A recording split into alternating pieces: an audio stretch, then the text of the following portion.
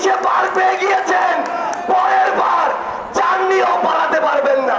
এই হাসপাতালগুলো এক একটা লুটপাটের কেন্দ্র হয়েছে। এই হাসপাতালের কর্মচারীরা এক একজন বড় বড় নবাব হয়েছে। প্রশাসনের প্রত্যেকটা জায়গায় যারা আছেন, রাজনীতির প্রত্যেকটা জায়গায় যারা আছেন, আপনারা যেই দলেরই হন না কেন, চাঁদাবাজির দিন শেষ, সিন্ডিকেটের দিন শেষ, দুর্নীতির দিন শেষ।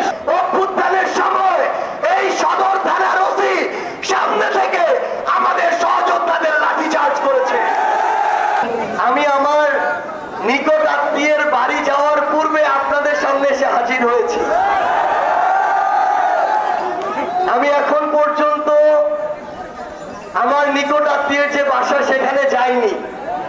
এটা আমার সৌভাগ্যের বিষয় যে আমি বরগুনায় এসে এরকম হাজারো ছাত্র জনতা, তরুণ প্রজন্মের সামনে এই উন্মুক্ত মঞ্চে আজকে দাঁড়াতে পেরেছি। আপনাদের প্রতি আমাদের জাতীয় নাগরিক পার্টি এনসিপির পক্ষ থেকে কৃতজ্ঞতা এবং বুক ভরা ভালোবাসা সবসময় থাকবে। আমরা যখন দেশ গড়তে জুলাই পদযাত্রায় বের হই, সেই জুলাই পদযাত্রায় আমার বরিশাল থেকে বরগুনা আসার সুযোগ হয়েছিল। এই যে রাস্তা, আমরা এই পাশে যে রাস্তা দিয়ে বরিশাল থেকে বরগুনা এসেছি, এই রাস্তা দেখে মনে হয়েছে এই রাস্তায় 100টার বেশি মরণ ফাঁদ আছে। বরগুনার মানুষের জন্য এই রাস্তায় যতটুকু না সোজা রাস্তা আছে, তার চেয়ে বেশি রাস্তার বাঁক আছে। আমরা অন্তর্বর্তীকালীন সরকার সহ আমরা এনসিপির পক্ষ থেকে কমিটমেন্ট করতে চাই এবং আগামীর বাংলাদেশে আমার এই বরগুনায় যারা রাজনীতি করতে চাইবে তাদেরকে স্পষ্ট করে একটা অঙ্গীকার করতে হবে যে বরিশাল থেকে বাইপাস হয়ে এই বরগুনা পর্যন্ত এই যে রাস্তা, এই রাস্তাকে এই বরগুনার মানুষের মরণ ফাঁদ হতে মুক্তি দিতে হবে।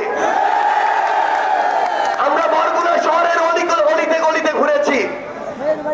এই বরগুনা শহরের রাস্তাঘাট দেখে আমাদের শুধু একটা জিনিস মনে পড়ছিল, ওই হাসিনা যে দেশ ছেড়ে পালিয়েছে, আমরা জানতাম ওই হাসিনা এই দক্ষিণবঙ্গকে নাকি উন্নয়নের জোয়ারে ভাসিয়ে দিয়েছে।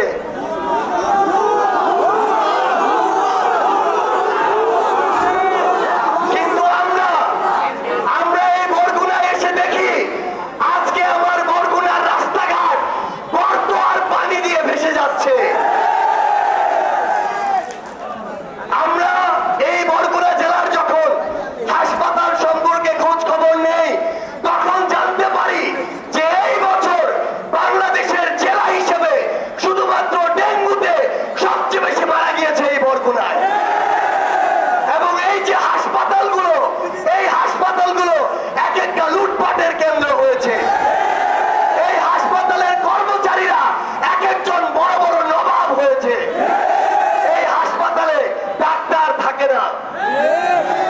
আমাদের যারা সহযোদ্ধারা আমাদের বলেছে অভ্যুত্থানের সময় এই সদর থানার ওসি সামনে থেকে আমাদের সহযোদ্ধাদের লাঠিচার্জ করেছে। আমরা স্পষ্ট করে বরগুনার পুলিশের যারা রয়েছেন, আমরা এসপি থেকে ওসি থেকে সবাইকে বলি, আপনারা বরগুনার জনগণের পুলিশ হয়ে উঠুন। যদি বরগুনায় কোন দলের পুলিশ হয়ে উঠেন, তাহলে আগামীর বাংলাদেশে আপনাদের আর জায়গা হবে না। 24-এ পার পেয়ে গিয়েছেন, পরের বার চান নিয়েও পালাতে পারবেন না। আমরা স্পষ্ট করে প্রশাসনের প্রত্যেকটা জায়গায় যারা আছেন, রাজনীতির প্রত্যেকটা জায়গায় যারা আছেন, আপনারা যেই দলেরই হন না কেন, চাঁদাবাজির দিন শেষ, সিন্ডিকেটের দিন শেষ, দুর্নীতির দিন শেষ, কালো হাতের দিন শেষ, মাদক ব্যবসার দিন শেষ। দিনের বেলা বড় বড় লেকচার